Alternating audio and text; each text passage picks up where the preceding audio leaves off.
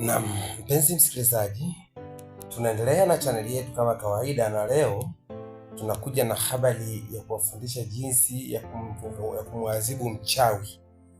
Watu wengi wanasumbuliwa sana na wachawi, hawajui jinsi gani ya kuwafanya wachawi hao, lakini leo nakuja na dawa ndogo tu ya kuelekeza ambayo utaifanya ili kumdhibiti mchawi wako anayekusumbua ndani kwako au nyumbani kwako au familia yako. Jambo ni rahisi sana mpenzi msikilizaji, na naomba unisikilize kwa makini. Nitakufundisha jinsi gani ya kuweza kumwadhibu huyo mchawi kwa siku ya leo. Lakini kama wewe ni mara yako ya kwanza, kabla sijakuelezea jinsi gani ya kuweza kumwadhibu mchawi au kumpata mchawi kiurahisi na kumwadhibu na asirudi nyumbani kwako tena, ungefanya jambo la kiungwana la kusubscribe channel yetu ili uwe wa kwanza kabisa kupata vitu vyetu pindi bado vipya kabisa. Mpenzi msikilizaji, hakika hautajutia bando lako, maana kila siku tunakuwa bora zaidi ya jana, na lengo letu ni kukufurahisha wewe mpenzi msikilizaji, ili uendelee kutufuatilia na kuendelea kusikiliza vitu vyetu na kujifunza mambo mengi kupitia sisi. Mpenzi msikilizaji, hakika ukifanya jambo la kiungwana la kusubscribe channel yetu, utakuwa ni mwanafamilia wetu ambaye utakuwa kila siku unapata vitu vyetu pindi bado vipya kabisa, na utafurahia na kuenjoy. Leo nataka niwaeleze juu ya mti mmoja ambao unaitwa mbaazi. Nafikiri watu wengi tunajua mbaazi inatumika kwa kula, wengine miti yao wanaitumia kwa kutengeneza fensi. Baada ya kukauka wanaikata, wanatengenezea fensi. Vijijini huko ushaona sehemu nyingi watu wanafanyia fensi ile miti, lakini wengi wao mbaazi wanaweka kwa ajili ya kula, wengine wanauza, inaenda kutengenezewa biskuti, mbaazi hiyo hiyo. Lakini leo nataka nikueleze jambo kubwa kuhusiana na hiyo mbaazi. Mbaazi ina mizizi mingi sana ambayo imesambaa, lakini uking'oa tu mbaazi utaona mizizi mingi imesambaa pembeni, lakini kuna mzizi huo mmoja ambao wenyewe unaendaga chini, yaani huo mzizi wenyewe umeenda chini. Sasa leo nataka nikufundishe jambo juu ya huo mzizi mmoja wa mbaazi ambao unaenda chini. Achana na hii mizizi mingine ambayo imetambaa imeenda huku na huku. Chagua mzizi tu mmoja ambao umeenda chini, ule mmoja ule. Lakini nisikiliza kwa makini. Unaenda unaweka udhu wako.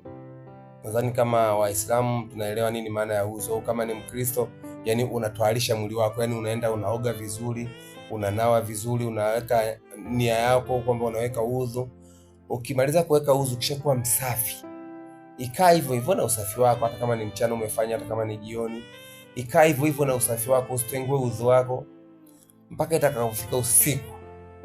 Ikifika usiku ukiwa na udhu wako vile vile, kwamba hujaharibika udhu wako wala hujatenguka, nenda kwenye shamba la mbaazi, ng'oa mbaazi mmoja.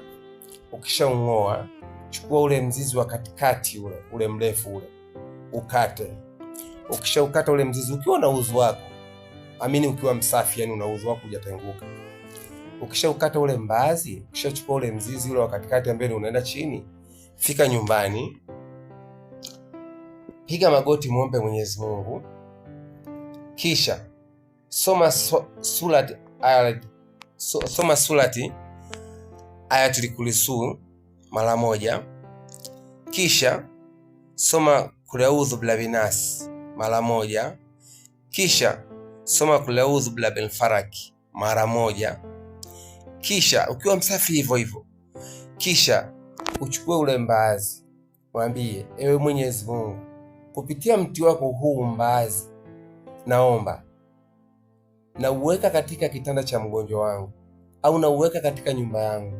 Yoyote mbaya au mchawi atakayekuja kwenye nyumba yangu akutane nacho kupitia mti huu, hakika weka ule mti chini ya mto kwa mgonjwa wako. Kama una mgonjwa amelala anaumwa, ambaye unahisi labda ugonjwa wake ni wa mashaka, au uweka kwenye nyumba yako ndani. Siku hiyo angalia kitakachotokea usiku. Mchawi yoyote akija kwenye nyumba yako atakula fimbo ambazo hajawahi kupigwa duniani, hata kama alienda shule alipigwa vipi. Yaani atatandikwa bakora ambazo hajawahi kupigwa, na hatojua anapigwa na nani, na kamwe hatorudia kufika kwenye hiyo nyumba tena kwenye maisha yake. kwa sababu hizo fimbo atakazokula ni fimbo ambazo hajawahi kupigwa kwenye maisha yake. Na usishangae, unaweza ukakuta damu ndani ya chumba chako, au ukakuta damu kama ni hapo kwa mgonjwa wako amemwekea kwenye kitanda chake kwa nyuma, unaweza ukakuta damu ndani ya hicho chumba ambacho mgonjwa wako amelala. Usishangae wala usishtuke, ni fimbo alizopigwa mchawi mpaka kaacha damu. Na kuelekeza hilo jambo, hakika usipuuze, fanya kama nilivyokuelekeza. Usiniite mchawi, nafanya kuwafundisha watu, nafanya kuwaelekeza watu. Utakapokuwa mnafanikiwa, ndio mwanzo na mimi kufanikiwa.